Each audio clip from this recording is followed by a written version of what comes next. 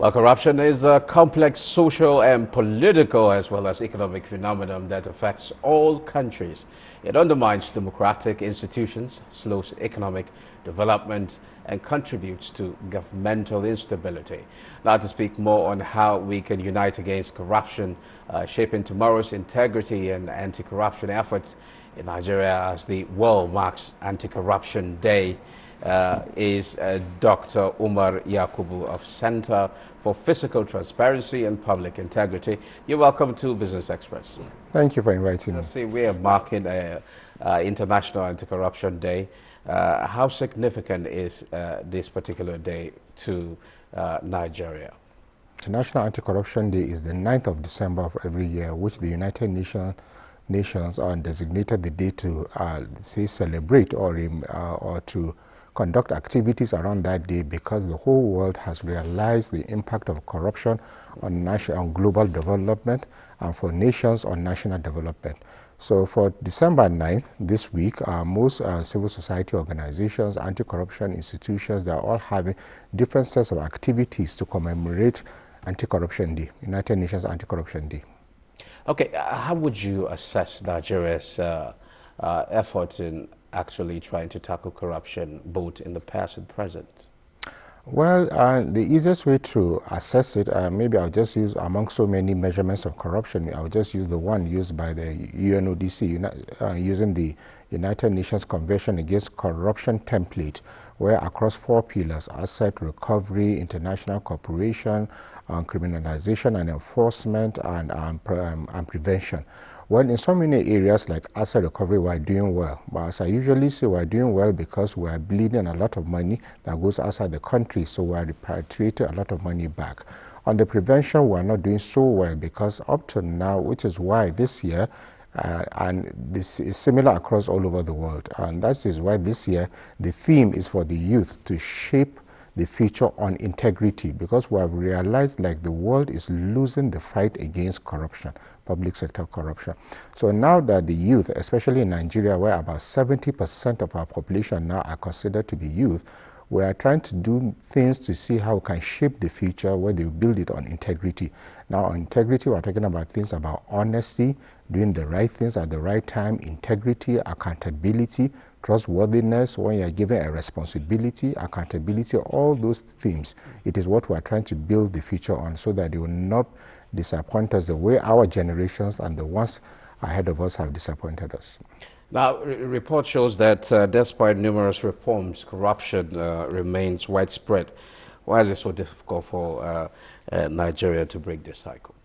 Actually, combating corruption is very easy. It's easy in the sense that when there is the political will, you just find out it's very easy to do. The reason why I'm struggling is because we are treating the symptoms of the corruption. We are not looking at the enablers. So for Nigeria, if you look at the data, the corruption has risen astronomically right from 1999 till date. So what that means is the political class that is the major driver of that corruption. So when the political class is your major driver, what do? You go back to your regulator, which is the Independent National Electoral Commission, to do what it's supposed to do, especially in terms of political party financing. So the pressure we're having on the system now is because that agency, INEC, has failed in its duty to regulate political party financing in terms of how much money comes into the system. So now, that failure has led to a system where you see politicians building structures around so much money that is being usually derived from illicit flows. So they need to take money, which is what drives the corruption. They take this money to finance their political campaigns, to maintain their political structure, and when they win elections, they want to think about the next election. So that's the major driver. So if you want to solve this problem, just simply make sure INEC works. It does its work in terms of not conducting elections, but political party regulation with regards to financing. Okay, how can government ensure transparency in public procurement, budgeting, and contract awards? Simple technology. There are so many off-the-shelf technologies. If you're online, you can get and you can buy and customize to your needs. And now once you put all your procurement processes online and digitize the process, meaning you don't need to know anybody to get a contract. That breeds transparency, accountability, but most importantly, effectiveness and efficiency, because you just go online and do these things. And now what the data shows is about 90% of our public sector corruption is through procurement. Just today, earlier on, I saw a state government giving ₦1 billion contract for the delivery of pots, for rice pots or something. Now, if you do the math, it's about 50 million for each pot, because you're supposed to deliver the number if you divide it. So because it's not transparent, they give the person who they want to give. But when you enable it with technology where anybody can go online and see the cost of these things, and you can apply, you see, you cut off that middleman where the public servant comes to demand for bribe. That issue will no longer be there. Well, many Nigerians feel that corruption cases take too long in courts. What justice reforms, what reforms do you think the system to actually get to address this issue? It's a global problem. It's very difficult to prove those kind of high-level corruption cases, even including money laundering cases. So it's really a global problem. What we need to focus on is to reduce the corruption in the first place so it doesn't happen. But for the justice system, they complain about everything, and they are overburdened. They need more judges. Some argue for special courts. I don't support that, because if you treat the special court, it means you are going to be losing most of your cases. So the best thing is to strengthen the judicial system in terms of giving them the right, they have the tools, they have the knowledge, they have the skills, but I don't think they are well enumerated enough so that they can be resisting all those things that people are accusing them of. So if they are well enumerated, I think the judicial system will be much faster in prosecuting all these cases.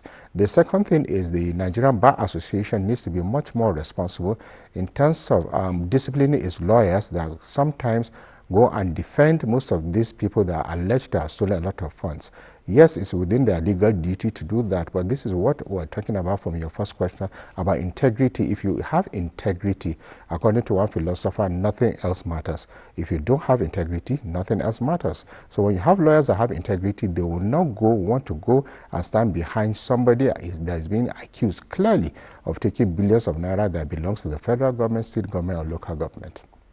Now, Dr. Yakubu, before I let you go, your civil society organization, how much have you been engaging public institutions as to how to address the issue of corruption? We're engaging all of them at different levels. At the federal level, we engage all the institutions through the Bureau of Public Service Reforms. At the state government level, we engage the Governors Forum, and at the local government level, we engage with Argon, because we even show them with data what they are supposed to do and steps they are supposed to take to reduce the different types of corruption, because there's different types. So we engage them continuously, but the good thing about what we do at the center is that everything is measurable and everything has to be transparent and in the open. So we encourage you to do A, B, C, D, but if you don't do them, you will publish them on the website that we have engaged with you, but you have neglected or refused to implement some of our recommendations. But it's a continuous process, and we'll be seeing some progress, as I always say, at the federal level. It's at the states that we're struggling, and especially at the local government level. But we'll come up with a local government accountability framework that we're implementing now, and it's a work in progress. Now, is our anti-corruption bodies better prepared to fight corruption? They are more than capable. Once you handle that electoral financing, when there is less illicit financing coming into the system, anti-corruption bodies can effectively combat this corruption problem we have in Nigeria, particularly the Code of Conduct Bureau, the ICPC, and the EFCC. Easily they can do that job, but INEC needs to perform its role in political party regulation and the financing of political parties. Dr. Umar, it's been a pleasure having you on the program. Thank you very much. Thank you.